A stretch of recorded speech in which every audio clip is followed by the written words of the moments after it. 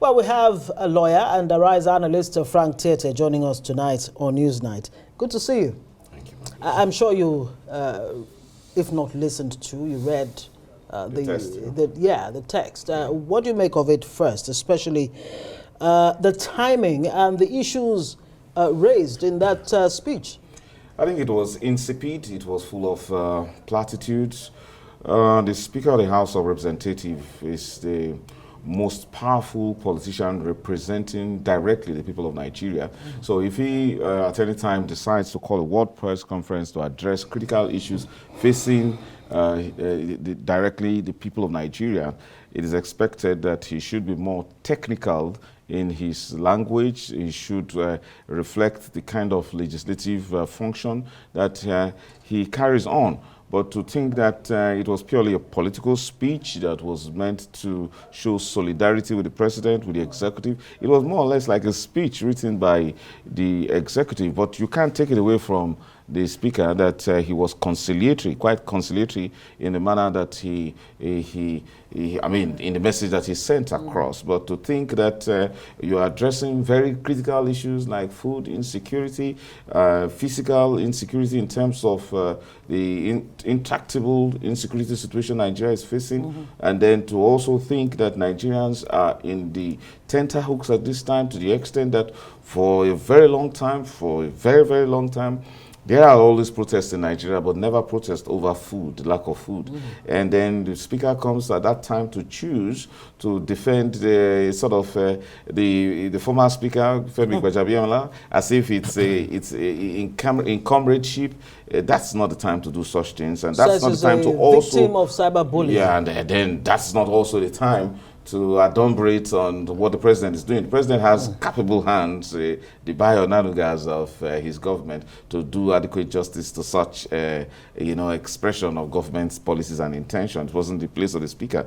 One would have expected the speaker to directly address issues of insecurity, food insecurity, in the manner of talking about laws and reports that have been submitted to him by committees and what is expected to be done, and with bills not necessarily originating from the executive, but bills that they themselves have put up, coming from the committee, not necessarily from members. I think that speech by the speaker was not empathetic enough. It was too political. It was not really addressing the Nigerian problems. It wasn't speaking to the heart of Nigerians. It was something that was too far removed from being personal. Frank, that's the number 4 man in the country, and to listen to him, move here and there without actually touching on the real deal, and as you rightly highlighted, trying to defend Mr. Gbajabiamila. How do we really, because these are representatives and he's the speaker, how can we redirect purpose-driven democracy in the face of what we're dealing with, to the extent that some of these leaders don't really understand when we are in dire straits? Are they not in touch with reality? Yes, the problem is communication. It appears they are unable to decipher, what's going on in the polity. If you consider, just in 2022, protest over food led to a regime change in Sri Lanka. In fact, so when you see these incipient, happenings, actions by citizens, they are pointers. I'm happy the president is taking certain actions, but it should go beyond, giving orders with regards to releasing grains. It should be about engaging Nigerians. Even in the Federal Capital Territory, you need to see quite a large number of Nigerians doing nothing, roaming the streets, in car parks, and then in places, either they are beggars.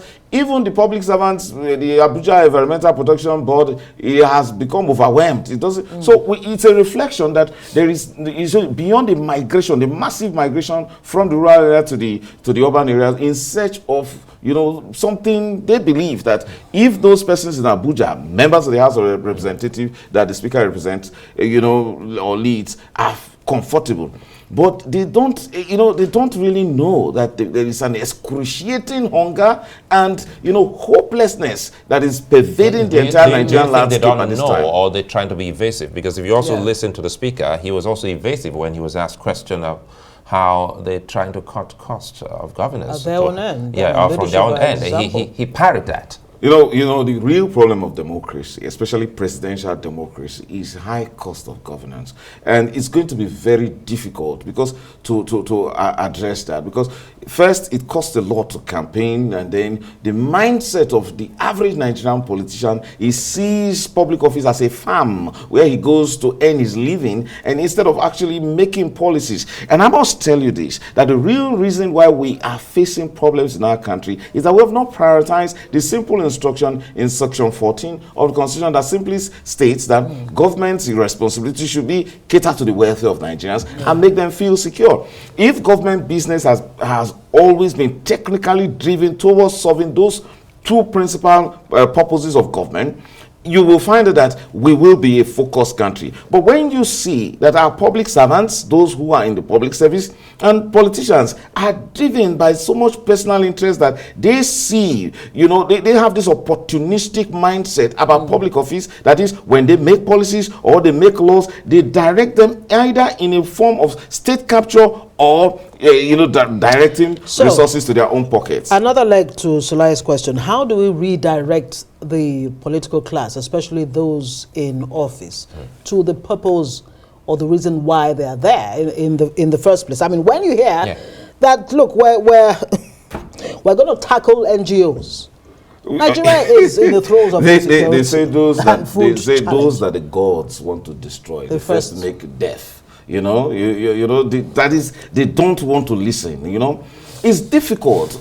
Every now and then we come on national television, international television, engaging. The speaker was, being concerned about constructive criticism, which we often offer each time we do news analysis. But you see, they are overwhelmed by that personal ambition, for that, driven by that idea of trying to manage power for personal interest. How do we redirect them? It is constant. It is through constant engagement. But we constantly see a political class that is afraid to engage, that is unwilling to accept criticism, that is afraid, that interprets every negative comment against them as something that as an opposition, forgetting that Section 39 of the Constitution of the Federal Republic of Nigeria says every Nigerian has a right to hold an opinion about the president. He has a right to hold about the president, hold opinion about the speaker, and say, look, speaker, you are not responsible. And it's an opinion. And that's a constitutional right.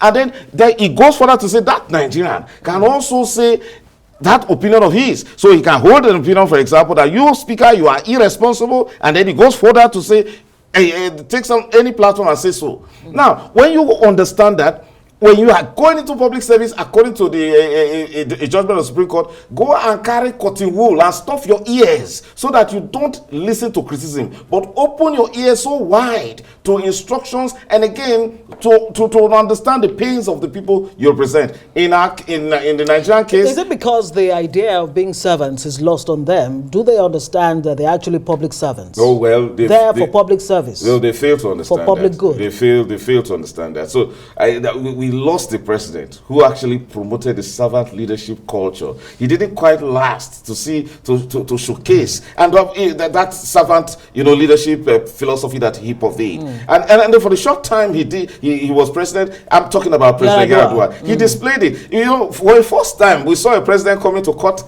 taxes that affected people, that affected government. He saw himself, and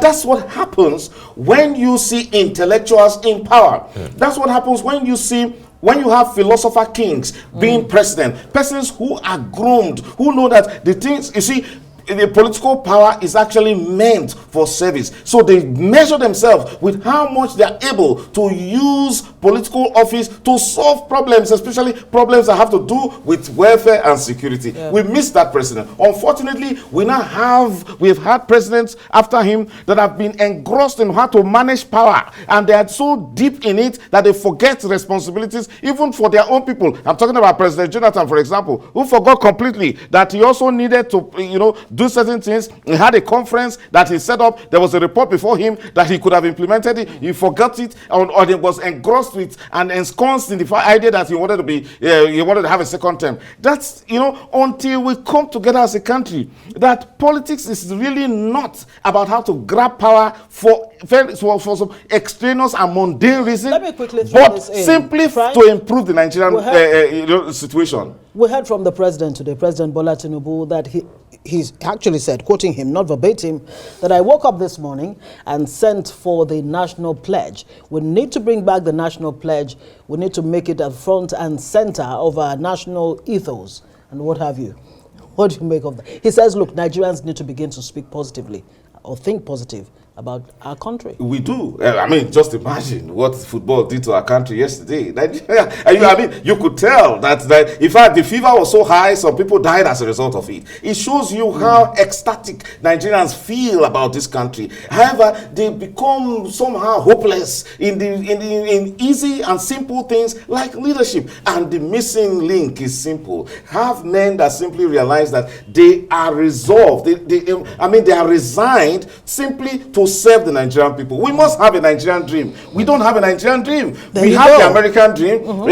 We are able to say that, okay, but in terms of Nigeria, what makes us Nigerian? What gives us the pride? And again, why should I feel that home is better than anywhere else? You need to see the humiliation that we face, even among common African countries, not to talk about when you go to the West or North America. And then the Nigerian in diaspora has a deep sense of longing for his country. But why would this failure? How can the NOA help? Step in, yeah. The NOA. The NOA, you see, those agencies, NOA is a fantastic agency that has a good responsibility but my inquiries for a long time have always shown that it is underfunded. It doesn't preach the message. But one thing that can happen is that let us have some empathetic and compassionate leaders. I'm happy the president is talking about bringing food, but more than that, Nigerians, we should talk about, direct solutions. For example, why would a local government chairman not be able to organize security to protect his farmers that go to farm for beans? Or the state governor cannot, organize security enough to create,